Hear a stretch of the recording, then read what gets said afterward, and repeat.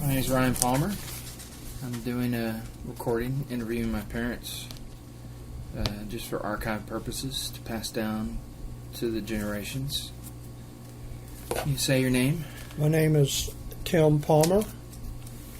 and your age I'm 72, and your birthday? 7/16/47.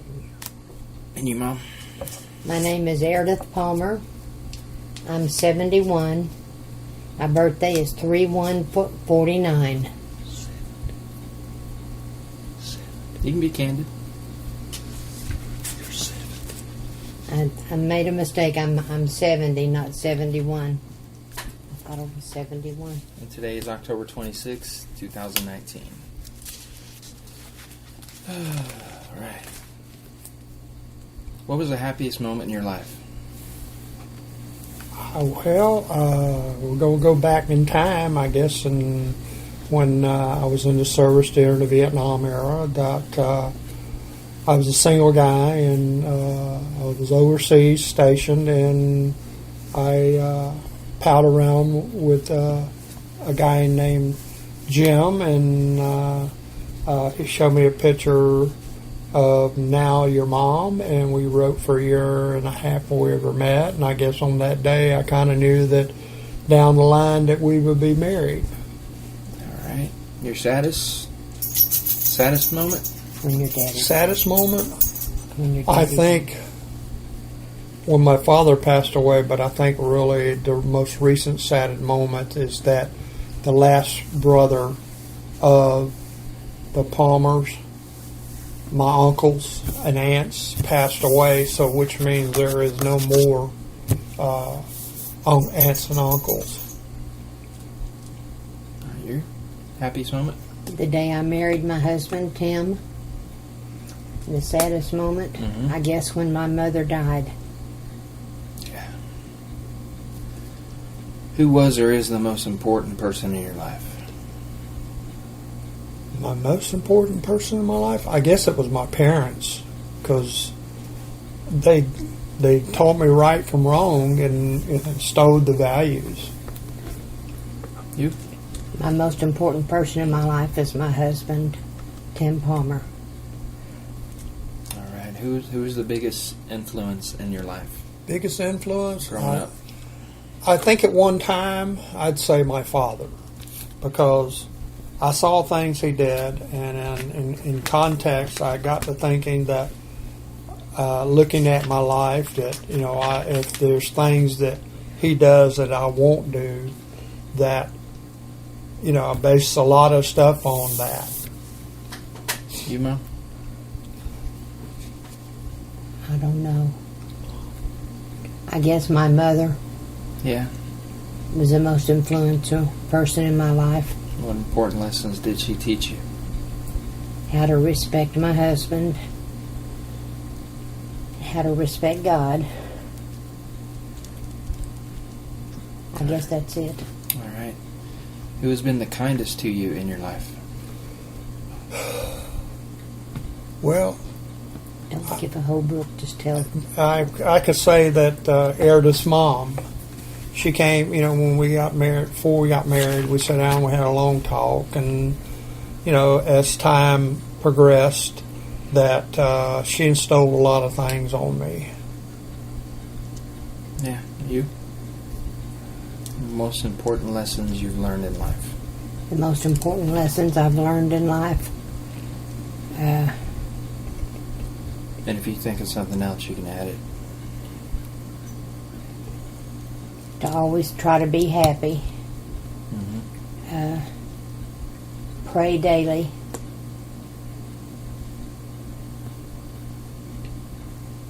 I think really the thing that you learn as you're getting older, and when you're, in our case, that together, that you the word love, and what that means is when somebody else's needs is more important than your own, that learning how to handle situations, how you speak. Your tongue can be your worst enemy, or it can be your most helpful enemy. So therefore, that's why I learn a lot of times that I bite my tongue what I want to say, and then, because once you say it, even though you said you're sorry, the damage is already done. Yeah. That's about the same for me. What is your earliest memory? My earliest memory that I remember is that when we used to collect bottles for cold drinks, Yep. and they had a 2 cents deposit on it. And it was from one way back then you could buy nickel candy or buy a piece of bubble gum for a penny, and that was my earliest memory. You? I think my mother's Christmas party that she had when she worked for Woolworth, they always came to the house, and Santa Claus came to the house one year, and I was scared to death of him. Yeah. But I don't remember anything after that. Okay. Any words of wisdom you'd like to pass along to me? I think the best thing that I could tell you Is to is go with your heart. go with your heart. Keep God in your heart as well. Watch what you say. People will watch you, how you stand. And, you, Pray daily. yeah, like I say, the strongest in my life, I feel now more than anything to this point that God is so important that we need Him no matter what. Yes, I agree. You? About the same thing. Pray daily. Help others. And and it's like, a lot of times when you're thinking about somebody, it wouldn't hurt to just pick up the phone and say, "Hey, how are you?" Or, and just tell them you're just thinking about them. Yeah. And I think that me being able to be around my sons is very, very important too, as well as their wives. Yeah. Yeah. What are you most proudest of in your life? Our children.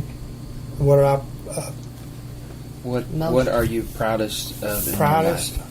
Well, when I look back in my life and I seen the accomplishments that I done, that I felt like that me growing with my sons and just letting them take their course, and if they needed help, I was always there for them, and I'll still always be there for them. You? I think just my children in general, I'm just real proud of all of them. And that's about it. Okay. When in your life have you felt most alone? I don't really think I can say I've ever felt alone in my life because I've always had God there.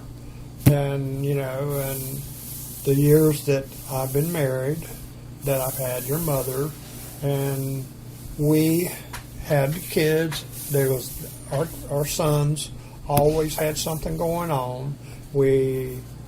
I guess I was always involved, and I will be that to this day. Feel that way. All right. What about you, Mom? I think when I'm having surgery, Mm-hmm. I feel alone.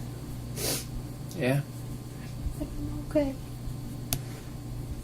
What surgery was that? A lot of them. Well, like I say, God has a strong hand in this thing. So there's no reason to feel you're alone. None whatsoever. We're there with you. Has your life been different than what you imagined 40 years ago? Wow, that's a big thing. Has my life... Yeah, my life has changed an awful lot, when I got married, being a young man, getting married, having a wife, and no family at the starting. Mm-hmm. So everything was kind of like life process. You start out learning to love your wife, and then you grew together, and then when your children come into play and are born into your life, then that's just what I call a circle of life. So now you're gonna. I got down to what I could say to their level to learn about them as well as they got down to my level, and I just thought that was important. That's part of life. You? Gee, that's a hard one. How has your life been different than what you imagined it would be 40, 50 years ago? I don't know. You met me. Yeah. You never were married before. No. And you had a real job, which you have a real job now, but you took on the part of being a wife. A wife's a real hard job. Yeah. And You've learned that in the last 6 or 8 weeks. Yeah, but what I'm saying is that in your life, it was a big change for you, but it was something that, look where you were over 40 years ago. Yeah. Now look where you're at. Yeah. How would you like to be remembered? As a Me, I guess As I Santa would Claus. like to be remembered that I love God, I love my family, I love my sons, and I have grandchildren. That maybe We love them. some of the things that you say and do, that you always watch what you say, and just remember who you are and what you stand for. You? Your daddy says it all. I think that's about the same for me. Okay. Do you have any regrets? That we sold an insurance policy that we shouldn't have gotten rid of. And that's the only regret I have. I can't really say that I've had any regrets. Everything I ever have done in my life has always been positive, and just being positive, your life can get shook up, but then you always remember you got God on your side. What does your future hold? My future holds, well, my future holds right now that, I thank God every day that I'm able to get up in the mornings, be able to have another breath of air, and then not knowing what my challenges are going to be that day, that I will try to give it 150% and always be there if I'm needed.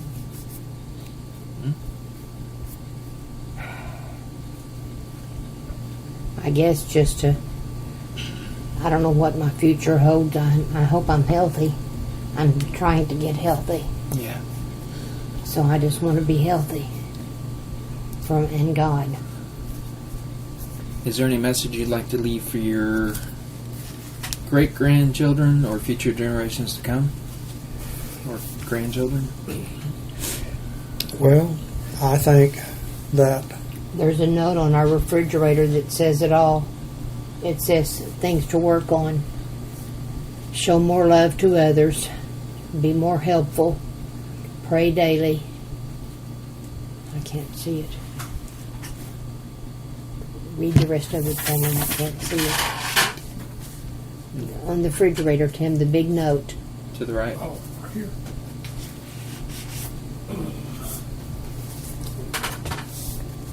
Help others. Have a more positive attitude and smile more often. All right. Is there anything you've never told me but you want to tell me now? No. No. No secrets. I think the thing that I'm glad that you and your brothers are so connected. Yeah. I mean, and I thank God for that. And the success in your guys' life, and as well as your wives, and the trials and tribulations you go through, but that I and your mother will always be there if you ever need us, and like I've always said, if we have a bending ear, and you can talk to us, and it means a lot,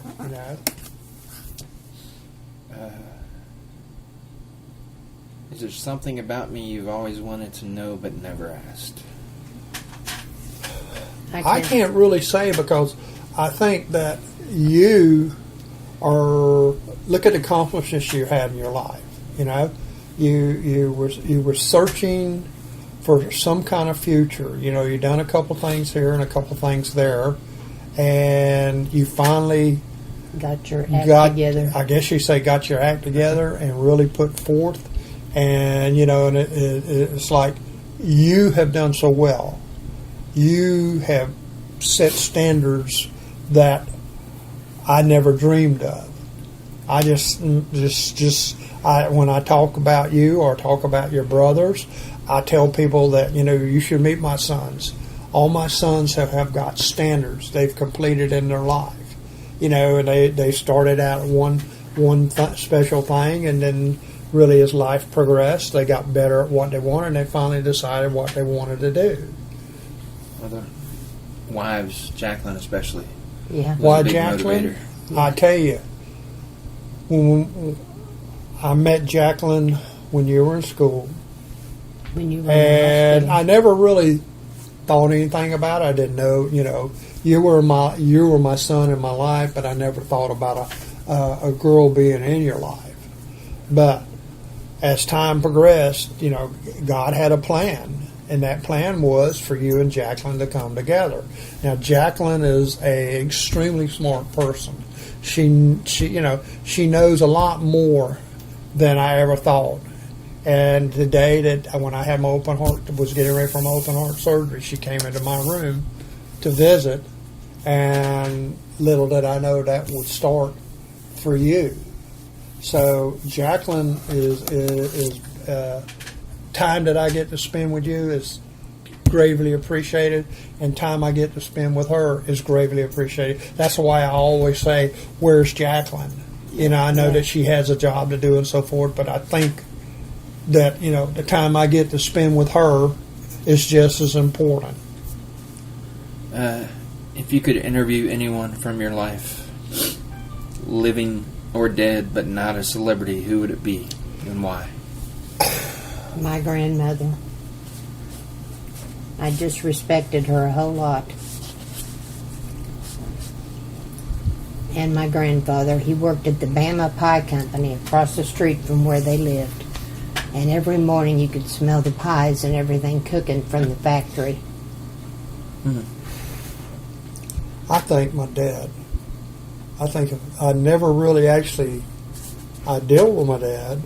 I talked with him, but I never did actually, what you might say, sit down and ask him some questions about his life. He was a smart, common man, and he knew a lot of stuff. He knew how to, about what you needed to do for construction, or he always figured out what you needed to do. What is your first memory of me? Oh, The Lord. morning you were born. I think the day that You were born. we knew you, we went through natural childbirth classes, and we didn't know at the time whether you were going to be a girl or a boy. And to me, that's the way that It should be. it should be. And so when we found out, we went through natural childbirth classes and learning so many different things, that the day you were born, that And we almost That- lost you. we could have, but we didn't, thanks to you and God, that you were, it just put it, I think, seeing you born, that the closeness was more than ever. I mean, I was close to your brother, but I was not as close as I could say it to you at the time you were born. The day you were born and I got to hold you in my arms was the most rewarding thing I've ever done. All right. How would you describe me? A man with a good heart. How would I describe you? A man that knows what he's going after, a man that is successful, a Has man God that's in his heart God in his heart, that loves his wife, and loves his family. and he loves family. And there's probably not much that he wouldn't do for anybody. How would you describe yourselves? Well, I'm an everyday common man. I'm not the smartest person in the world, and it's, you know, so sometimes stuff have to be explained to me, but yet, you know, I'll understand after a while. That's how I look at myself. I look at Tim and me. Tim is my hero. He always takes care of me. Every time I need something, he's there for me. You can cry if you want. I don't. It takes a lot to drive a truck. That's no easy feat.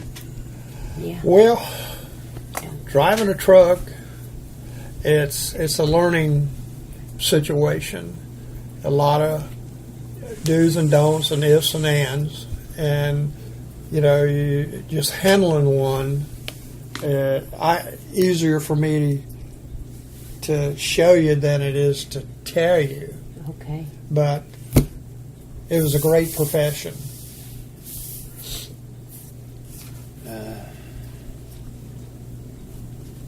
Is there anything you've always wanted to do, but you never have? What They'll I've rebuild always- an old car. Yeah, You? No, that's I would. Daddy. I would. When I was growing up, when I was 16, I had a '55 Chevrolet, and I look back on that, and if I could have one now, that'd be just like driving a top notcher when it was done. Yeah. You? I can't think of anything. I can't think of anything I would want to have done. Where did you grow up? Huh? Where did you grow up? Jacksonville, Florida. And with your grandparents. My grandparents lived in Vidalia, Georgia. My mother and father were from Vidalia, Georgia. And I used to spend a lot of time during the summer in Georgia. Uh-huh. I learned a little bit about farming. I learned how, at 8 years old, to drive a Ford tractor. 8 years old. What about you, Mom? Where did you grow up? I grew up in Wewoka, Oklahoma. I lived with my parents until I moved to Illinois and worked for Ozark Airlines. Illinois. Yeah. So I think that's about it. I spent time with my grandparents a lot. Well, that relates to the next question. What was your childhood like? Mine? Oh, yeah. Okay. My child was a very loving, caring childhood. I had wonderful parents. They took care of me, and everything I needed I got. Not everything I wanted. I got everything I needed. Right. My childhood, that's a long ways away. I guess I remember running around barefooted Yeah. during the summer. And staying out until Staying the out street till lights like come on. 7 o'clock in the evening when the lights came on. I was always in at the house, and you didn't dare do nothing that you weren't supposed to, because if you did, somehow or another, my mother would always find out. Yeah. So, and and I remember finding bottles and cashing them in at the grocery store. I remember the ice cream man coming around selling ice cream. I remember getting milk delivered to our home in gallon glass jugs. Back then it was like 50 cents a gallon. And if you needed butter or cheese, you got that delivered off the truck too. But, I remember riding the city bus. I remember riding the school bus. I remember those were the good times. I remember when gas was like 10 cents a gallon. I remember you could take $3 and fill a car up back then. I remember going crawdad fishing in my street that I lived on. It used to be a river. and it was called Ocheesy River. And when it would storm real bad, crawfish would come down the street and they'd plant themselves on the side. Really? And Sydney Fott, one of my girlfriends, and me would go catch them, and we pulled the legs off of them and the head, and we just threw them back in the water. We didn't eat them or anything. They're so mean. No. People No. didn't know that. Right. Now they know that. You know? Yeah, the gas. I remember when I first started driving, and it was 90 cents. Yeah. Well, the lowest I remember was in 2002, was like 93 cents a gallon. But now we go back to 1969, right before me and your mother got married.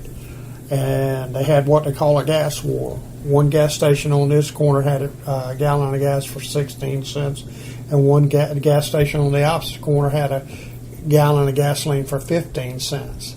And this is when you could pull into a gas station. They would pop the hood for you, check the oil, check the water. They'd wipe your windshields. They'd check your air and your tires. And, you know, that's when gas was the Fill lowest up that your I gas. remember. Now, when I went into service, I was out at the base, it was 35 cents a gallon. And I said, well, maybe it won't get any higher, but it's higher now than you would ever dream. Yeah, I remember having to get upset when it went over $1 a gallon, and because I was going to have to budget more than $14 for gas a week. Yeah. Yeah. I don't remember budgeting. I just remember that, Had you know, putting gas in the car. just putting gas in the car. But if you want to get to budgets now, I can tell you about a budget. No. We can maybe talk about it later. Okay. Who were your favorite relatives? Who are my favorite relatives? Well, my Aunt Louise and Uncle Robert, my cousin Rose, that was her mom and dad.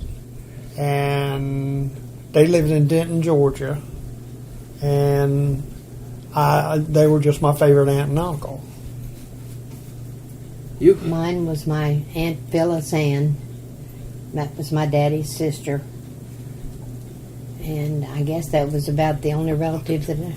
And Uncle George, Uncle George in Texas was my favorite. Now, Uncle George, what I remember about him, we went to visit him. Uh-huh. And he liked to have a drink every now and then.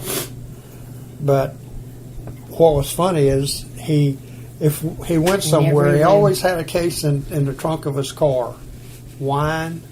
But if he went in every room in the house, even in the bathroom, he had a There was wine decanter. Decanter. So, With you know, if glasses. you wanted a drink while you was in the bathroom, you had a drink in the bathroom. If you wanted one in the living room or the dining room, you always had the drink in it, you know. But he was a old man. Man.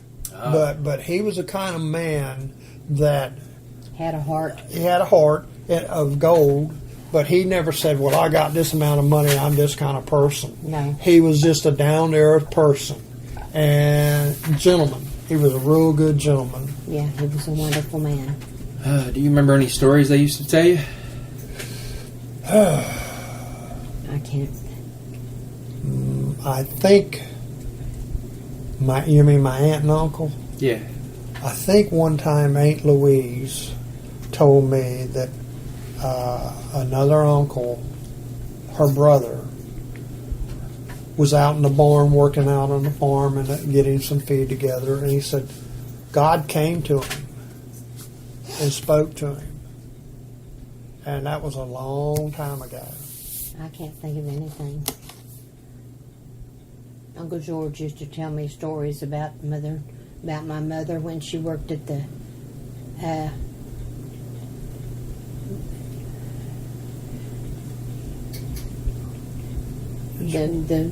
the drugstore, and she always made the pies. They had a counter where they used to feed people when they came in, and she'd make all the pies for the restaurant. And she was a wonderful cook. So it was a combination Yeah, restaurant, yeah. drugstore. How did y'all meet? Through a letter. Well, I'm gonna take it back a little bit Okay. further than this. my first duty station overseas was Guantanamo Bay, Cuba. And, you know, I always remember my father saying, pick your friends, don't let them pick you. Uh-huh. So I was very stand guard, you might say. And I happened to meet this guy named Jimmy Muse. And we got over, you know, as time went along, we got to talking with each other. And then he asked me about my life, my family, and I did with him. And he says, I wasn't writing anybody. And I had a half sister. he said, I got this address and she's my aunt. And I thought, oh, great, an aunt, you know. But the aunt was still in high school. So I started writing to your mom, and it was a year and a half. Well, in a year and a half, I think I talked to your mom 3 times on the phone. I never met your mom.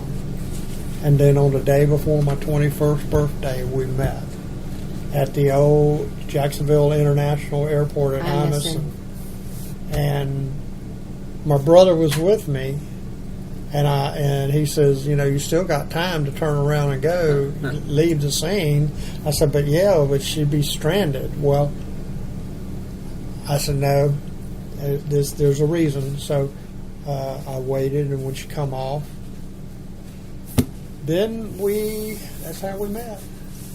Was it awkward at first? Not really. Not really. I think the thing is we wrote for a year and a half. We talked a couple times on the phone. And you just kind of have to see in a roundabout way that it might work. And as you see, it did work. Yeah, indeed. What was your mom and dad like growing up? My mother and father, well, my dad controlled the house. Not so much rule the house. Yeah. My mother was always a stay-at-home mom. She did work at King Edward Cigar Factory until I was born. Man. And then, my brother come along. So a lot of times she helped me with my homework and stuff in school.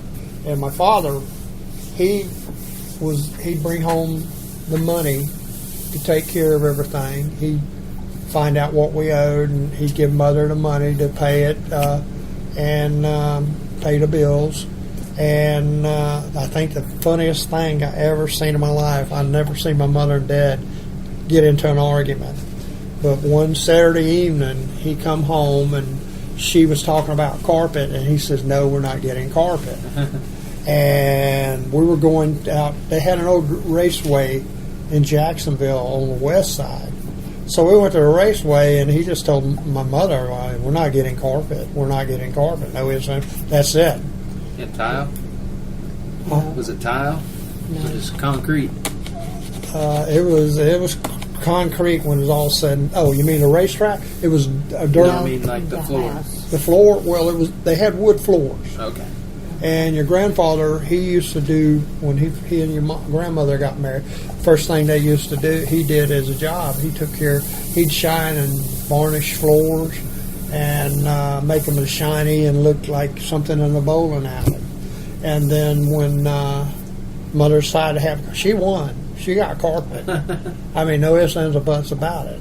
So, and my dad, he was involved in the scouting program. And he was assistant scoutmaster. He tested me, being his son, he tested me. Actually, it was harder testing me because I think he didn't want anybody to think I was just earning it because he was my dad. Right. So he did everything that I think that a father should do. Of course, maybe there were some things he did that I didn't know about, but that he was the one that had to answer to it. But I knew one thing. I was going to do what was right. And what was their names? My dad's name was Earl Carlton Palmer, and my mother's name was Mary Udine Palmer. And Mom's, instead of saying Udine, they'd call her Dean. And then my dad, his name was Runt because he was the litter of say like 8 brothers and sisters. He was the smallest. All right, you mom. My mother and daddy. Well, I don't know much about their past, but they got together when my daddy was 20 and my mother was 20, and they met each other, and they got married.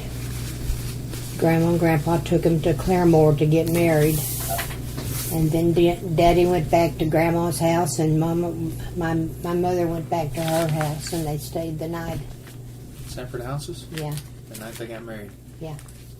Oh, your grandmother and grandfather, the same thing. When they got married, nobody knew it for 6 months. Aunt Louise and Uncle Robert was the one that took them to go get married. They were the only aunt and uncle, and that knew about it. And so that afternoon, Mother went back home, and Dad went back to his Sorry. home. You interrupted her. I'm sorry. That's sorry. okay. Go ahead. Go ahead and finish. That's it. But after they got married, they finally told everybody that they were married, and they lived in Tulsa. And my daddy got a proposal from Lawrence Welk to go to California to play in his band. He was starting a band, and he wouldn't go because he had met Mama and married her. And then one time he played in a band with Louis Armstrong in Dallas, and I got a Kleenex. Your brother has. Yeah, that Louis Armstrong signed his autograph on it and gave it to me. Super cool. Yeah.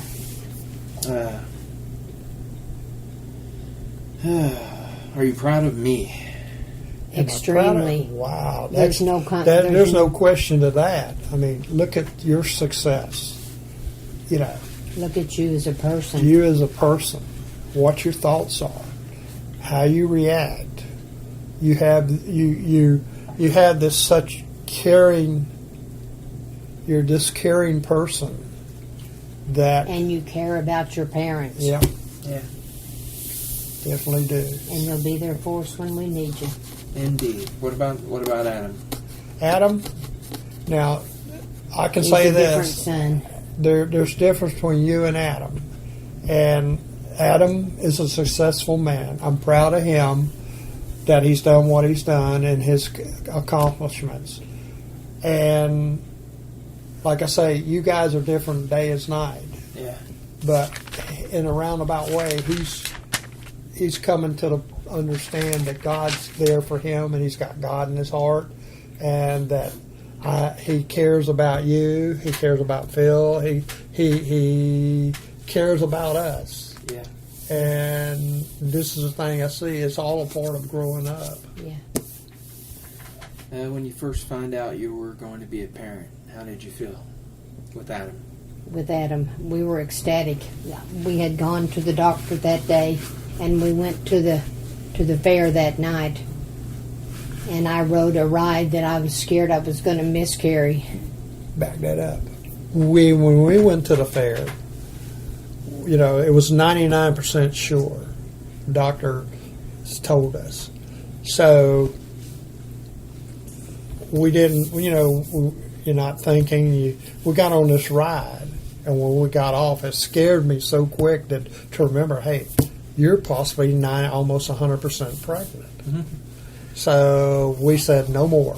So we stayed off the rides, and we just. And that was the night that I had to go back to the car to get something, and I got in the car, and a car was parked up beside me. And a car was parked up beside me, and 2 guys came up and wanted to know if I needed some help, and I said, I can't get out of my parking place. And don't you remember? You got into the police car. We went back to the car. We got ready to go, and we went back to the car, and we were blocked in.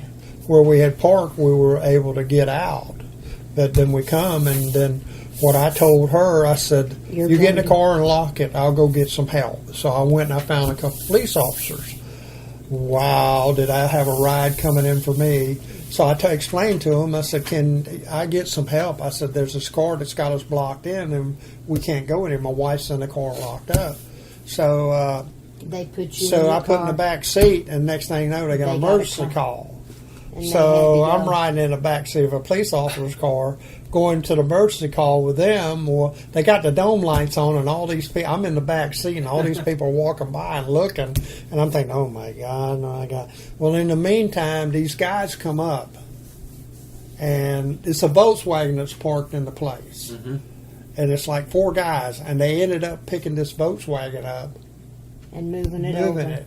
So she couldn't go until I came back. Well, the police brought me back, and then we were able to go. No cell phones. You couldn't talk to one No, another. no, You nothing. just sat there and waited. Yeah, just sat there and How waited. long was it? You think? Maybe 20 or 30 minutes. Probably 30 minutes. I was course- beginning to wonder if he was coming back. Of course, when you think about it, cell phones didn't come into play till what? No. 90s. 1990? Yeah. Well, this is before 1990, So, All right. Can you describe the moment when you saw your child for the first time? Overwhelming excitement and proud as I could be, knowing that Tim and I had created this beautiful infant. well, I always had people say, well, you want a son? And I said, well, no, I'll tell you what I want. I want a healthy child with 8 fingers, 2 thumbs, healthy body, healthy mind, and then whatever I'm blessed with, I'll accept. And then I ended up having a son. And how has being a parent changed you? How's being a parent changed you? How's being a parent? It has taught me to be more patient and to be more caring for my children and to get down to their level and talk to them and just respect the things that they wanted to talk about.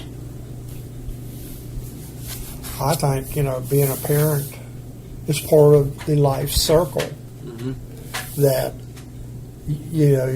like she said, you grow up with them, you help them. There's things they want to do, but then again, you see some things that you didn't think would be good for them, but maybe later on when they get a little bit older, sometimes you had to make decisions that they didn't like. I don't remember exactly, but there was something that you wanted to do, and I just tell you, no, not at this time. And that was my reason, because I thought, well, you need to be a little bit older to understand what I say. I remember those situations not making much sense. Yeah. All right. Do you remember when your last child, me, left home for good? Oh, yeah. Last child. That's him. And he's sitting right here. He was 25 years old. And I never really basically thought anything. They say kids, live a long time with their parents. And the thing of it is, you always took care of everything that you needed to do. And, and you went the extra mile a lot of times. And when would say it was in kind of like 19 that old title, Empty Nest Syndrome. And once you left, I thought, man, that's the last time that I'll have a child under my roof. You remember? I can't remember the date, but I don't even remember the year, but I think it was, It was when me and Jacqueline were just dating. yeah, She's the one that taught me into really moving into the parsonage. yeah. Yeah.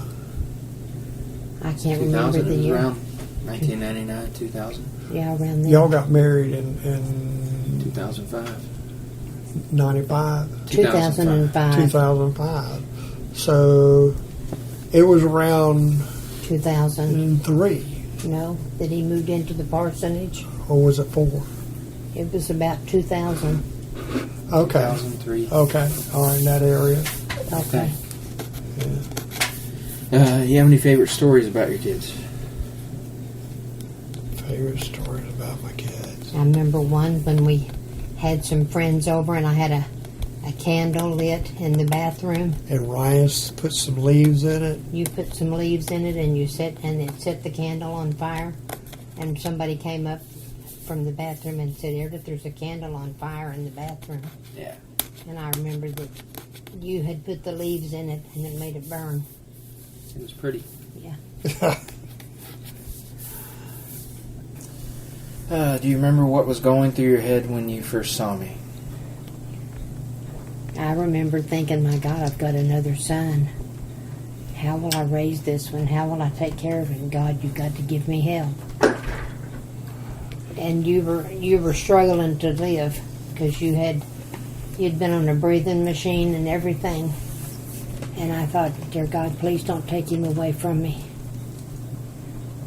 Well, when we found out that we were going to have another son, when we found out, I was there. Because back before your brother was born, the old-fashioned way was the dad stays in the waiting room and the mother goes and has a baby. And when we went this time, I thought, well, looking back on it, I didn't know if I wanted to do it or not. You know, I mean, you have this thought that, no, I don't know if my stomach can handle it or not. Well, you handle it, you know, and it's like when your mom went into labor, I never left her side. No. You know, and we had a good doctor that delivered you. And when I saw you, and I thought, man, we got another son. This is great. You know, I said, God didn't intend for us to have girls, you know. Yeah. Amen to that. More girls. How did you choose our names? Well, I think how we choose your name. You know, we looked at a book with names and everything, and we come across your name, and we said it's unique. You don't hear it, so let's go with that. And we picked out your middle name, and what we started? It was kind of your brother's name was Timothy Adam Palmer, which made him a tap. So we went to pick your name out, Ryan Anthony Palmer, which made a rap. So we had a tap and a rap. I don't know why we picked Ryan Anthony.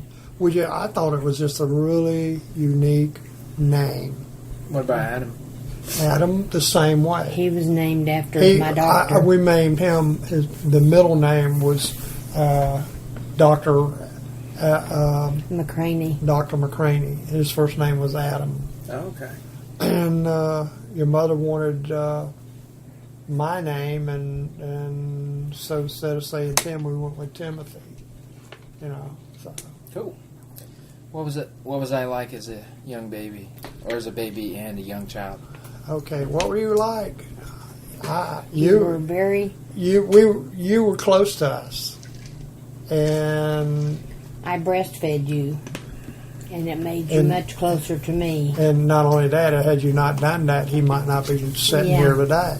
Yeah. You know, so God was in charge of that. Yeah. And I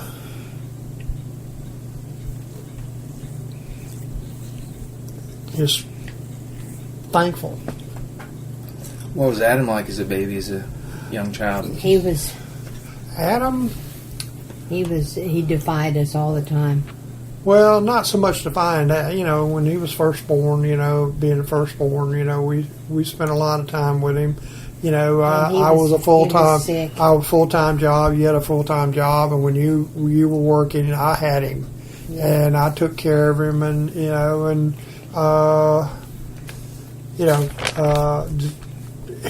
like I don't know if you can say he was defiant, but you know, as time progressed and he got older, I guess he became angry, an angry child. Well, sometimes he was, sometimes he isn't, you know, and like I say, he was, you know, it's like when he's going to school, I always told him, I said, if, you know, you bring 100 home on a test score, I'll give you a quarter. So I'd come walking in, and at the door, he'd be standing at the door with a paper showing 100 on it. So I forked out a quarter. So that meant to me that But we didn't have to do that We didn't. with Ryan. no, He just made good grades. I don't remember. I never got straight A's, but I got A's. If I remember right. Well, you, for some reason, you got it. You picked up on stuff real You quick. got it quick, and you didn't have to study as hard as your brother did. Yeah. Was Philip around when Adam was born? When Philip, Adam was born, no, Adam was 7 years old when we got Philip. I thought he was 9. No, he was 7. When Ryan, When Ryan was born, he Yeah. was 5. Adam was when you were born. Adam was 5. So, and Philip was part of it, the family. He came into our life. But he was Ryan was just a baby when Adam came. Don't you Philip. remember when he dropped you on your head on the? Nope, don't remember. I don't think you would. I don't know. you That, remember that? that was just kind of scary time for me because We were foster parents, and we were. and it's like I could key in on your cry, Mm-hmm. and it just I hated to see you cry. Yeah. Do you remember any of the songs you used to sing to me and Adam? What's that one that you used to? He'd be standing there, and you'd hold him, and you'd sing something. You remember we'd go to Oklahoma when we went to Oklahoma that time. I do know. Itsy Bitsy Spider. Mm-hmm. Yeah, That was one. I of do them. remember that in a conversation with your Mimi that you had some pretty interesting questions when you were a child growing up. You wanted to know how stuff was made. Yeah. And you had a conversation about thunder with your Mimi. And your answer your Mimi gave was that the angels had them in a wheelbarrow, potatoes in a wheelbarrow, and they were rolling down the hill. Yeah. But I think the most interesting question you ever asked, we took you to see your first movie at the theater, and it was a Walt Disney movie. And Bambi. Bambi, I guess it was. And you weren't concerned about the movie. You was wanting to know what was behind the screen. Did you remember that? Yeah. Yeah. Slightly. Yeah. What were the hardest moments you had when I was growing up and when Adam was growing up? When Adam was growing up, when he was in the hospital so much with bronchitis. That Well, was every my time- hardest time. It was like the first couple of years of Adam's life. Every time, it seemed no matter what we did or how we took care of him, he ended up in the hospital. And, with your child like that, you're really worried.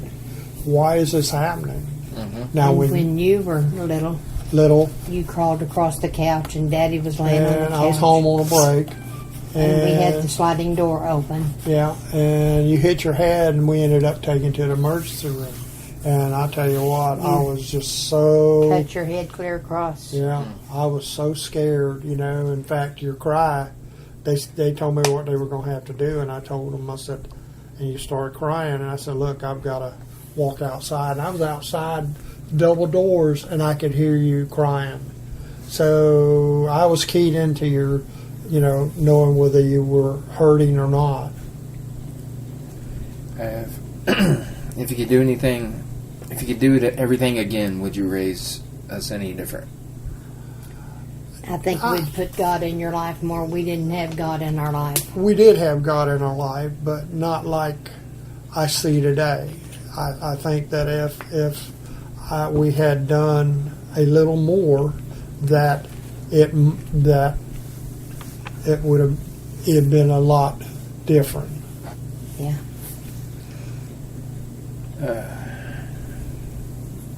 What advice would you give me about raising kids? I don't know what advice to give you. I Do guess. it the way you want to do it. I guess, Take everybody's advice and then do and your do own. it the way you want to do it. How many years has it been since I've owed? I don't know. 15?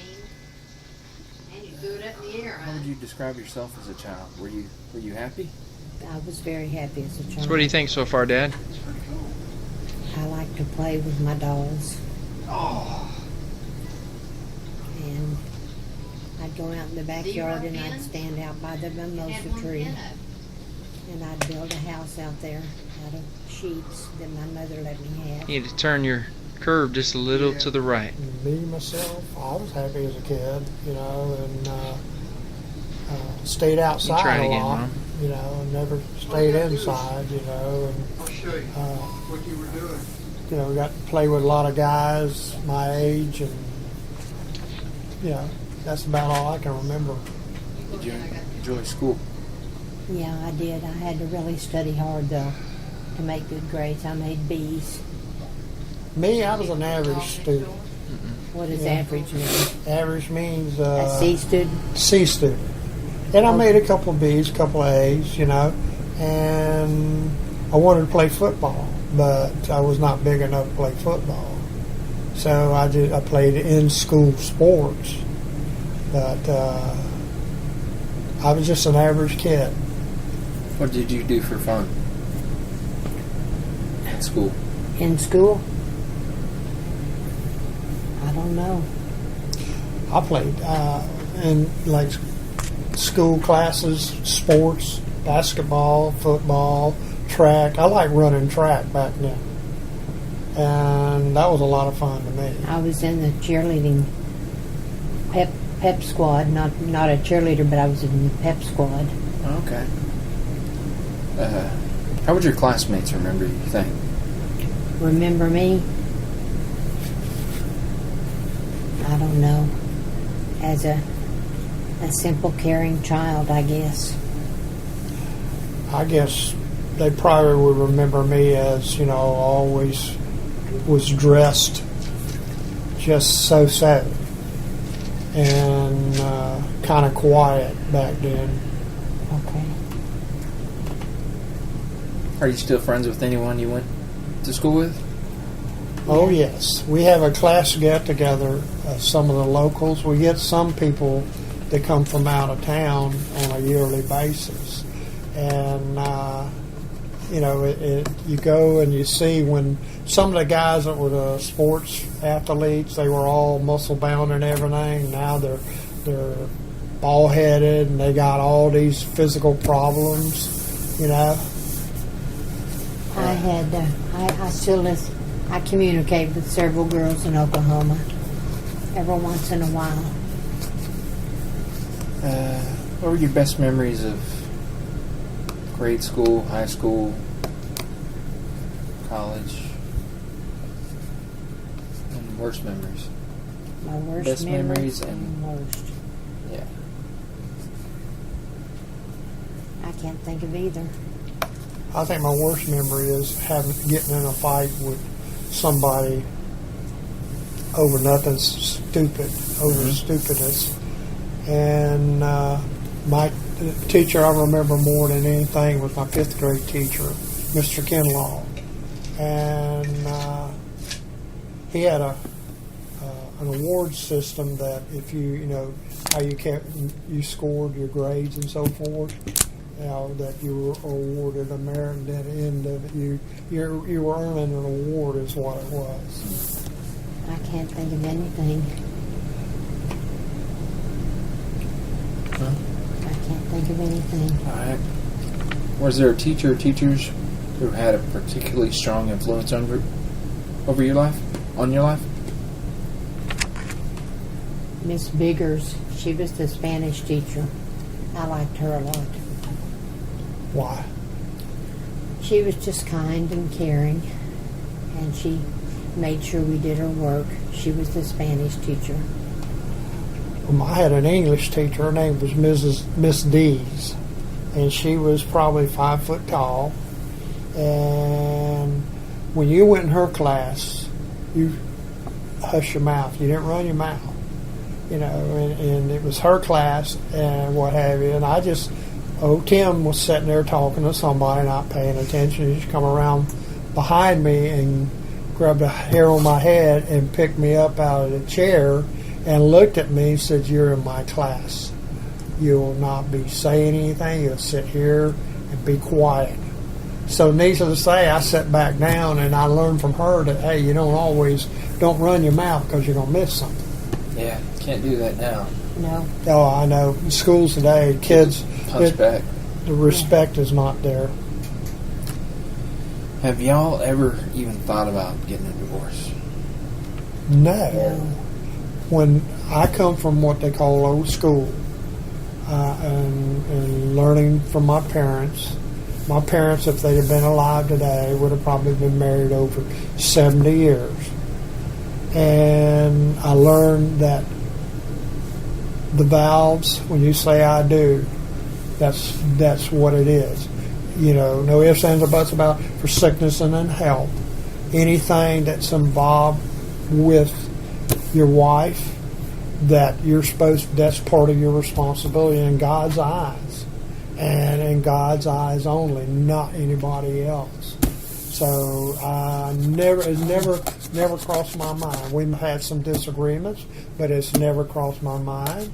I mean, if I get mad, I have in the past, I'd turn around and walk away, because it's just, when I found out you can say something, and even though you say you're sorry, the damage is already done.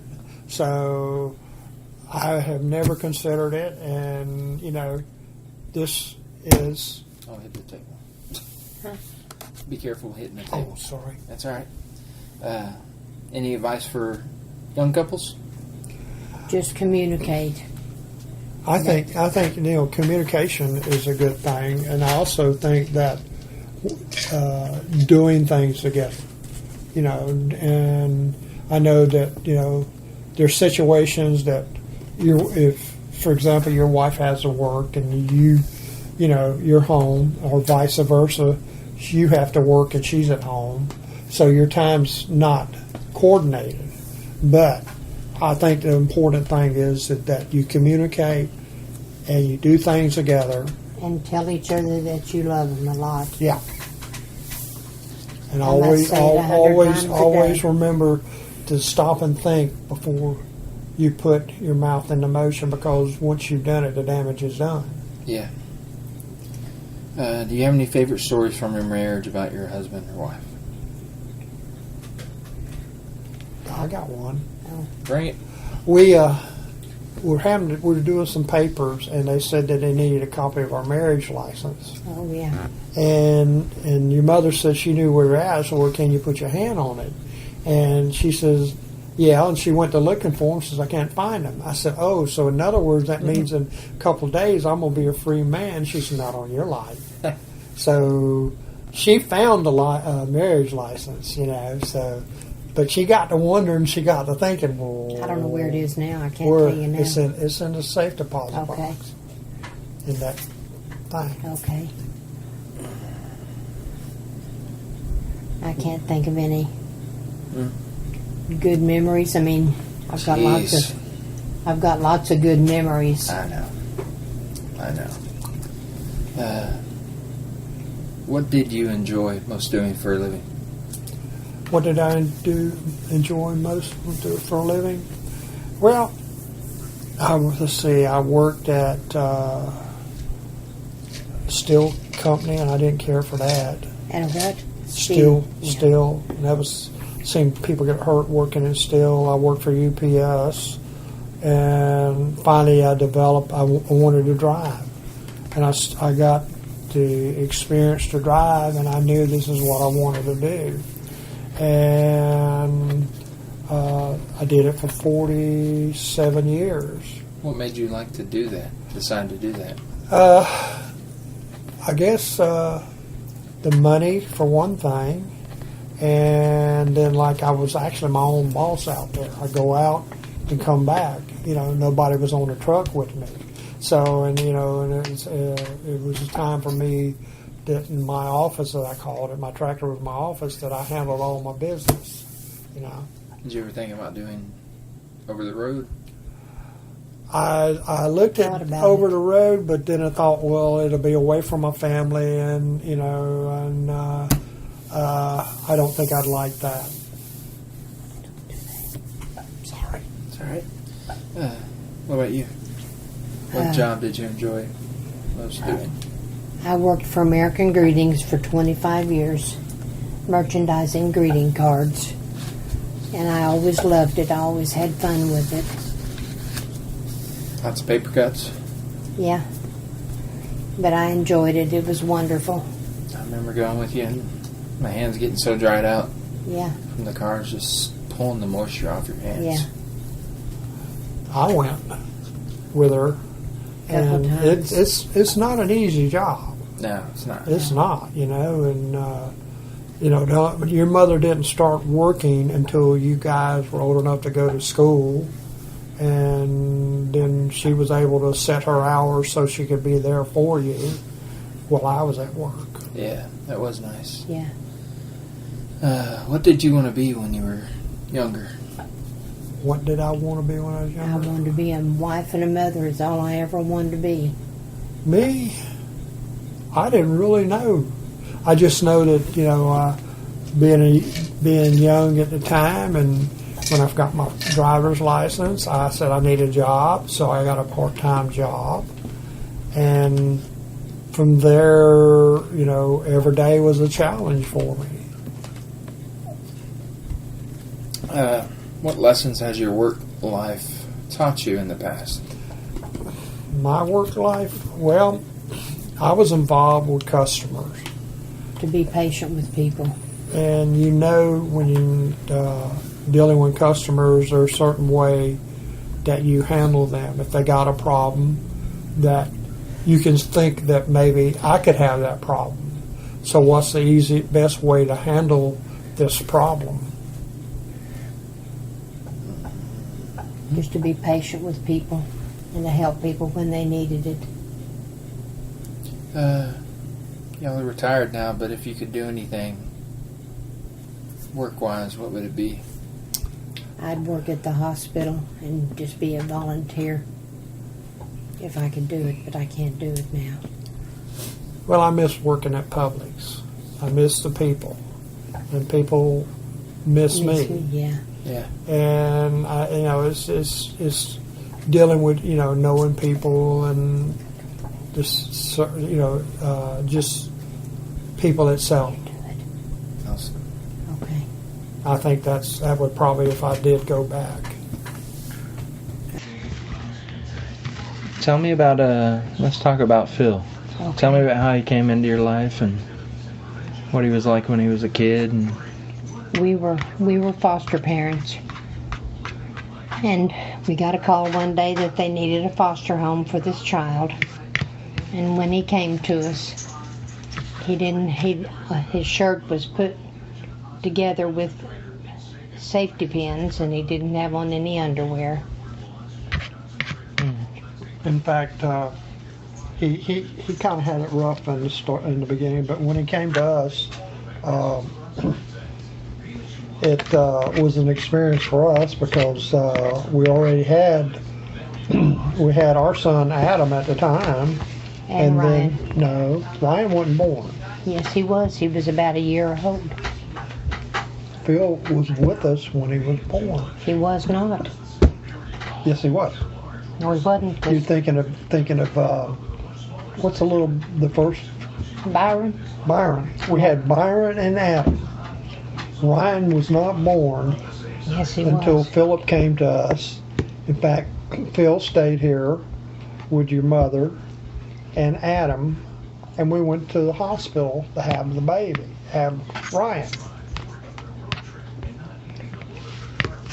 The girl down the street, there was a friend of ours at the time, came and stayed here at the house while we went to the hospital and had Ryan. Okay. But Philip was. Phil was here before Ryan was born. No, he wasn't. what year did he come? 76. No, that was the year he was born. I don't remember.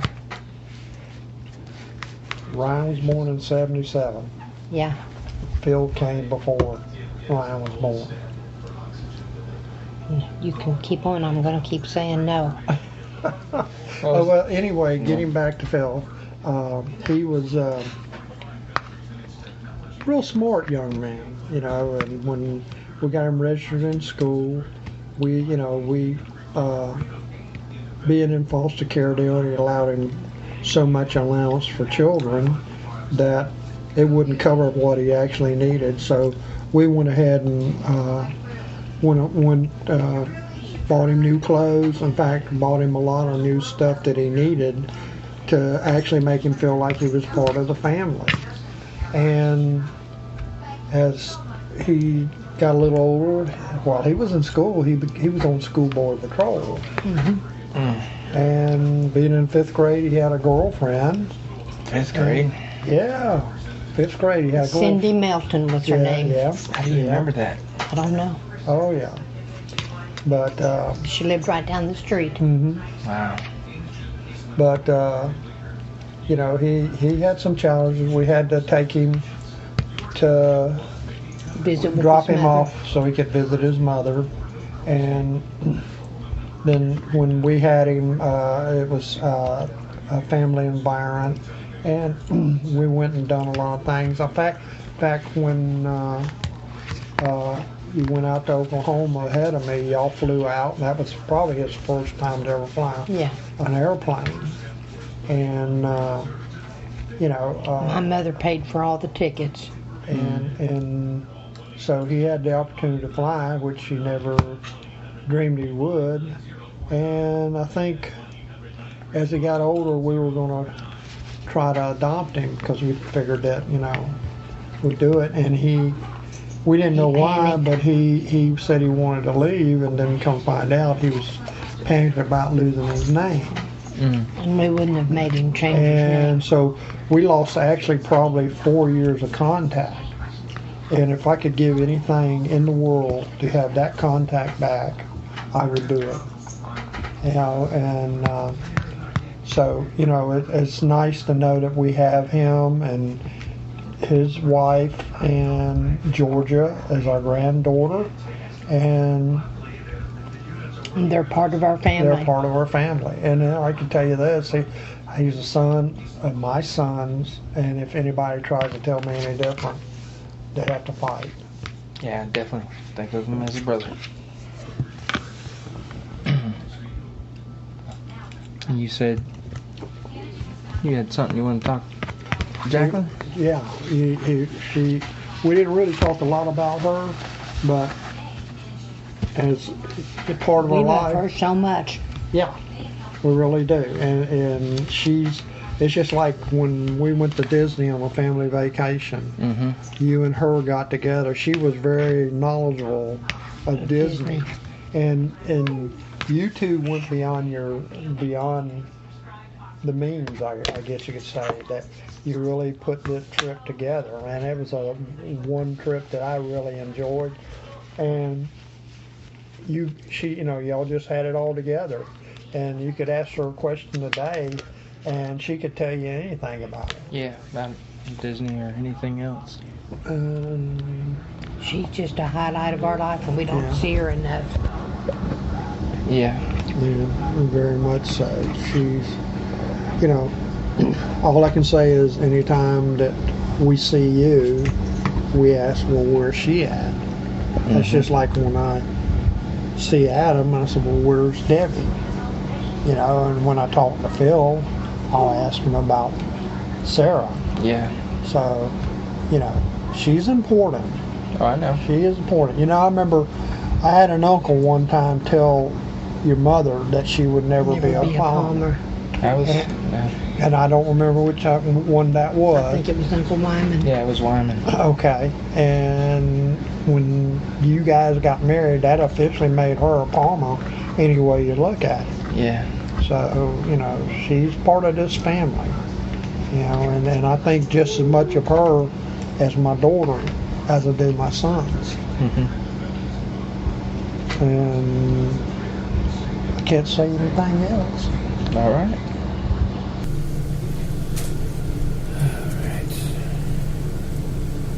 Can you tell me about your religious, spiritual beliefs? What would you consider your religion to be? We're Baptist. We've been Baptist for 15 years. 10 years. Methods? 12. Yeah, we used to be Methodists. And our little church closed over on... Well, the church that I grew up in, Yeah, it's the one. It eventually closed the doors, and I thought, well, where do I go from here? You tell And 'em. so we got invited to Trinity Baptist Church, and we were there for probably 11 years. And this past January we left because things that we're doing, it wasn't like what we were accustomed to. So now we go to Blanding Boulevard Baptist Church, and It's well, so I was a different. Methodist for what you might say 60 years of my life, and now I'm a Baptist. Have you experienced any miracles? Every day. Yeah, I really have. I can remember that we were at church and a lady was getting ready to have a lung removal because of cancer. And the doctor said, let's take another picture. And come to find out, the cancer was gone. Mm-hmm. So a lot That of was a prayers. miracle. That was a miracle. Yeah, I think it was. Stop moving stuff. Huh? Stop moving stuff. Well, can you hear all that? You'll be able to. Okay. Do you believe in the afterlife? And what do you think it will be like? I think it'll be a wonderful experience. I think we'll be with God. My thoughts on it is learning, reading from the Bible, that things that are said, that the streets are paved in gold, and we'll get to see that and see what God.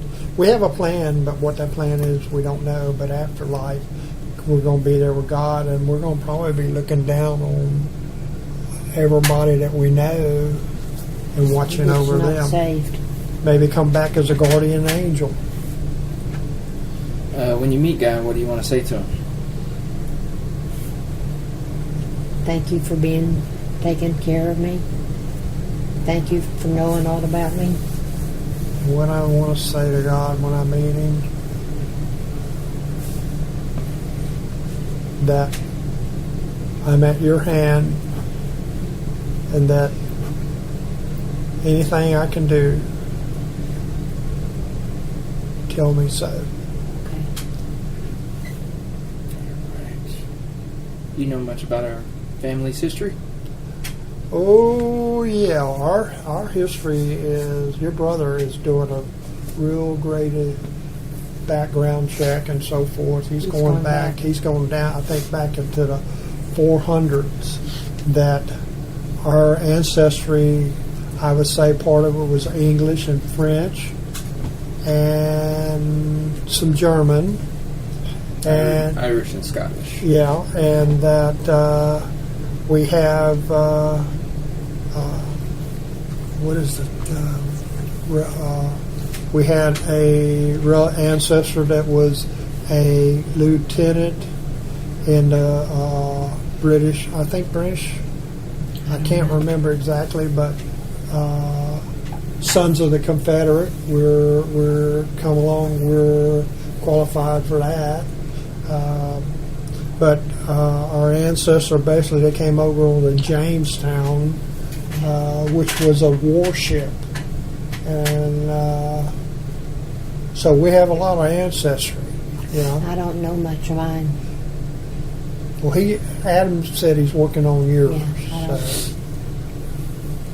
So. What traditions have been passed down in the The family? Christmas traditions of putting out a nativity.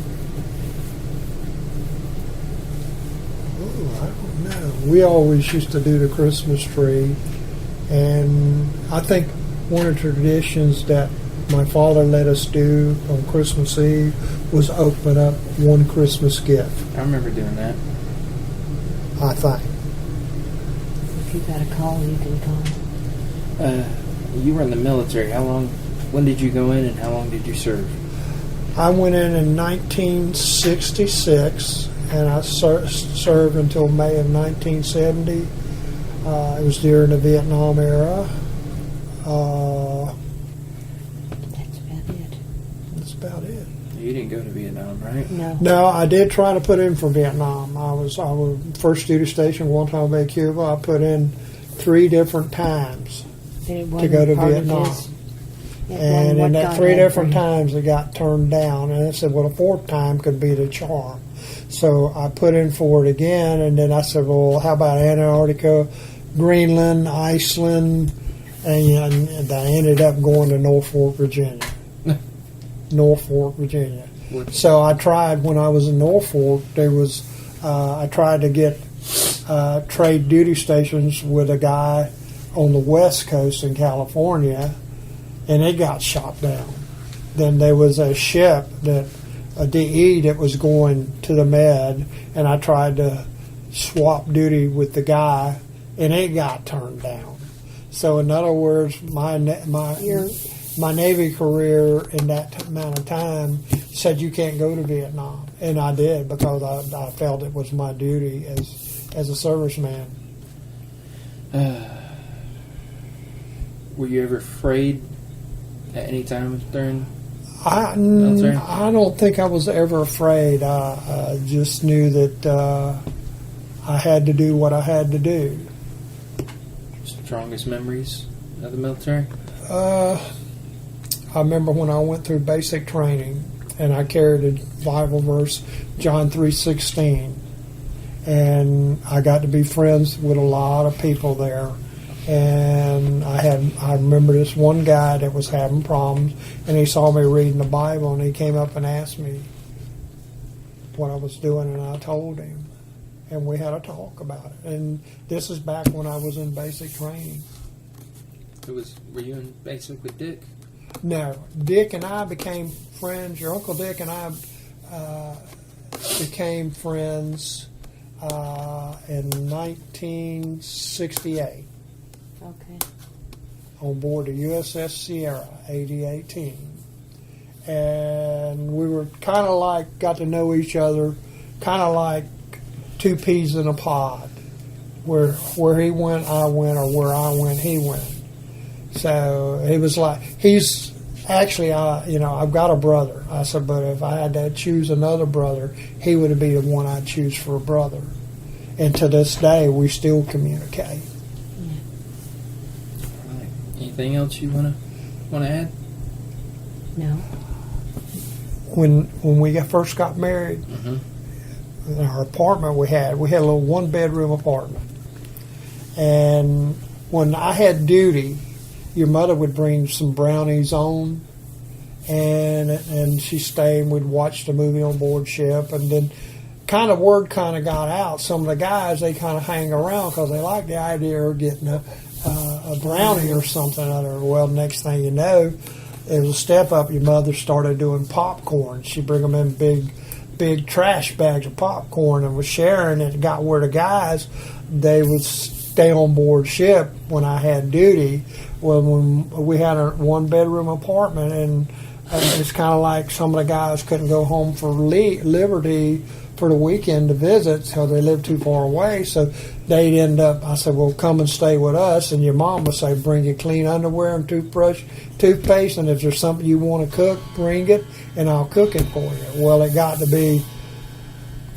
this got to be like every weekend we'd have somebody come over. Just, it was nice so they could get away from their, if they couldn't get home. And, And I'd cook a big pan of biscuits, a big pan, and have coffee. and make coffee on Sunday Yeah. morning.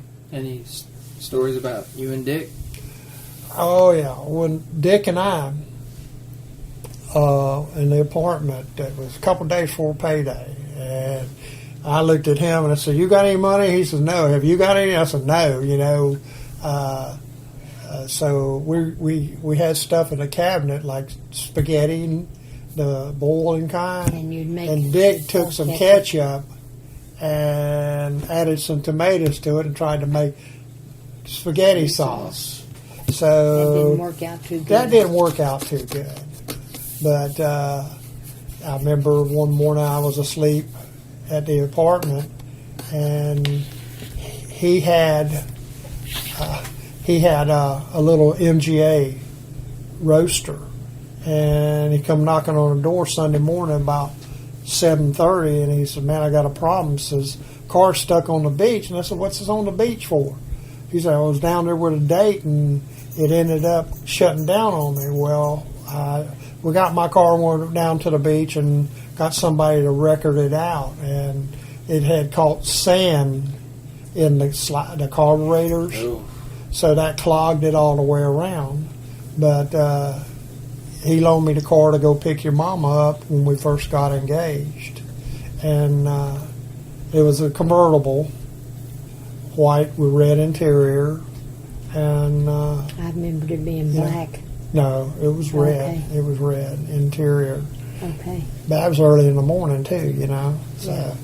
but like I say, if I had to choose a brother to be a real brother, he would be one. And one Christmas when they were up in Yorktown, I think it was, Oh yeah. we had bought a Christmas tree, and we were going to set it up when Now this Dad thing, got this back. thing was about 8 foot Let tall. me tell it. Okay. And when we brought it into the house, we realized it was too tall. So we set it on the porch. And then when Dad was gone, I proceeded to cut it and to get it in the house, Apartment. in the apartment. And when I got it in there, it fell, and it fell on top of me. And I couldn't get out from under it. Our ship was up at Yorktown unloading ammo because it was going in the yard, and I asked Dick to check on your mother. And he came by the just- house and checked Yeah. How long help were me you get under it. the tree? about 45 minutes. Was that big?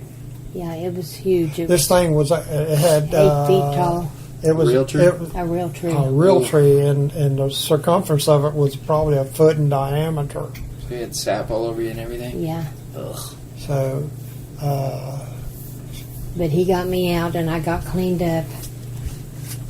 And he helped me get the tree set up. yeah. So when Dad came home, it was all up and decorated. So going back to getting stuck on the beach, Adam got stuck on the beach once, didn't he? Yep. We were down at Fernandina, I think it was. I thought it was Hannah Park.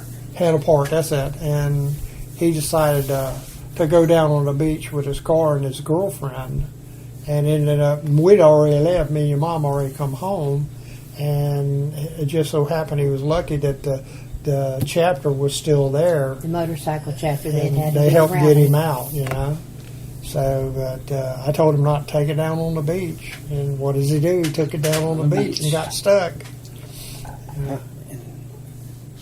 Let's talk about the motorcycle group.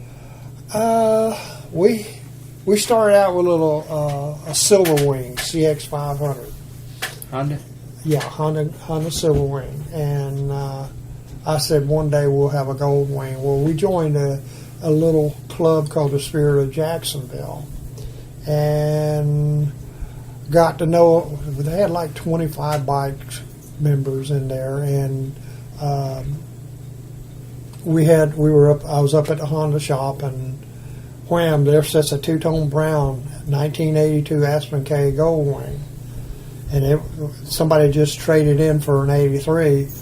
And I called your mama and said, fixing to make a trade on the bike, and we got our first Goldwing. And had a lot of fun with it. Took a Dad lot of fixed it trips. up and made it a show bike. It was a show bike as well as we toured. We finally got a motor toter. But we had a Trailer. real bad wreck on it. Well, I had We were taken down it the in. way. I had taken it in. We were going to a AMA rally in Lake Placid, Florida, on the other side of Sebring, and I took it in to have it serviced. Had the oil changed and the tires checked, pressure, so forth. And if I needed to buy 2 new tires, I was going to buy 2 new tires. Well, the tires I had on there, the tech measured, and he said you got 8,000 good miles left on it. So, you know, we had a cargo trailer, and I loaded it, and the trailer had 10 pounds of tongue weight. Everything was on the trailer axle back that way. So we got on the road Friday morning about 8 o'clock, and we was headed south on 301 and was north of Stark. And 1 mile north of Stark. Huh? We were 1 mile north Yeah. of Stark. on the southbound lane, and all of a sudden the rear wheel the rear of the Went down. bike went down, and I told her, she said, "Oh, something's wrong," and I leaned over and I said, "No, his tire's going flat." Well, I never dropped a gear. I just kind of coasted. Well, when it gets to that point, the trailer was like fighting against me, and it was doing a wiggle waggle on me, and about that time it jackknifed, and it ended up On the highway. on the north. It was on the southbound lane, and jackknife ended up headed northbound. Well, the bike took us actually went from the outside to the inside lane, and then all of a sudden it said, "Hey, I had enough of you." Well, I think the next thing you know, it ejected me off. I cleared the windshield, and I rolled end over end, and it felt like I was in suspended animation. And I put my hands down, and when I did, I took my helmet off, and I rolled over my hands and knees, and I said, "Well, where's my bike?" And then He all of a didn't sudden ask I about said, his wife. Where's my wife? He didn't even ask about then his it wife. dawned on me. I said, "Well, where's my wife?" You know, and I looked over and I seen the top. The bike was sitting on its side, and I was looking at the seat, and next thing you know, your mother sets up she's right by the rear wheel on the ground. Well, I ended up having a severe sprained neck, and They she thought got it was broken at first. yeah, and then your mom, she got third-degree burn on her stomach, and she Broke some ribs. broke some ribs. So we got what they call a hard luck trophy from that ride. But the bike it had cosmetic damage. There was nothing wrong with the frame or the motor or the axle. Do you want some So we donuts? ended up Some getting. pumpkin They donuts? rebuilt the bike. It took 3 months, and while the bike was in there, a radio system got stolen out. So they ended up having the bike shop had to replace the bike radio for it. But and when we got back on the road, it took us. Normally, it takes about 4 hours to go to Macon. Took us 10. It took us 10. Sure, because you were we were shaking. scared to We were death. just scared, and we were going to American Gold Wing rally in Pigeon Forge, Tennessee. So it took us 10 hours to get to Macon to stay, and I was staying with our brother. We got up next morning, and we were fine. We're fine then. But it's a scary thing, and like I say, I did everything that I felt safe, and it just I run over something, and what it is we don't know. I remember riding, having a 3-wheeler accident, and Yes, you did. I can't ride them or jet skis. Yeah, that's okay. Well, at the We- time when you had it, you knew what you were doing, and it just And you when it landed in a happened, briar it patch. was what they call an accident, and you didn't remember. Oh, I still don't remember. You didn't remember, and You so blocked it out. Pretty much. so Yeah. rescue come and got you, and to Baptist Hospital, and Yeah, and we tried to follow him, but he was going so yeah, fast. I think you were on the rescue I with was on the rescue, and I was Yeah. sitting in the back, with him. Yeah. and I was sliding all over the back because he was going so fast, and Daddy wasn't behind us. He I was trying to get there. I mean, it was a traumatic thing for us because here you are, young, and you got hurt, and you landed up in a sticker bed, and Yeah. at a briar patch. and I crawled down there, hold you, and your mother come up, and I looked at her, and she was fixing to cry, and I said, "Don't!" I hollered. I shook my head. I said, "Don't," I was because a crier. I'm still a crier. because it would make you get upset, and I was just trying to comfort you. And we got to the hospital, and then we left the hospital, and then we had to go back because we had a little dachshund, and she jumped on my Oh, you're chest. talking about the motorcycle. We're talking about Ryan's accident. You're talking about our Okay. motorcycle. We're Okay. talking about Ryan's 3-wheeler Okay, accident. yeah, that's right. You're thinking of two different things. Yeah. That's all right. But we ended up going back because she had. I They said didn't to really. Mom, Stark Hospital was not a good hospital. No. No. They were not, and they ended up. They found gravel and some of the cuts on your mom. And they had to pick it all out when I went Yeah. to the hospital, back to the hospital that night. And I came back home. It was an experience, you know. It was not a good experience, And but we made it. Yeah. My mother helped us. My mother was with us. good Lord, I tell you, thank God your mother was here, because as much as we were hurt, Yeah. we were actually hurt, and And I swelled up so bad I looked like I was pregnant. well, we were worried that you with broken ribs that it might puncture your lung. Well, when I woke up during the night, You sneezed. I sneezed, and it really hurt, and I thought I had broken a rib. But Rib. Mother got up and she checked me, and she said, "I'm going to give you some wine, and I want you to drink it and just close your eyes." And I did, and I went to sleep, and I slept till the next morning. But the next morning, we decided to go back to the hospital. And we went back, and they treated us, and they sent me home. And Daddy had a bad bruised neck. And I'll tell you what, that is no fun. No. Anything else? Not that I can think of. We've got a wonderful sons, and we appreciate them, everything they do for us. I love you guys too. We love you so much. All right. Okay. Thanks for listening. Yeah, thank Thanks you for for coming. taking the time to do it. Is it off? Not yet. Okay. All right. Bye.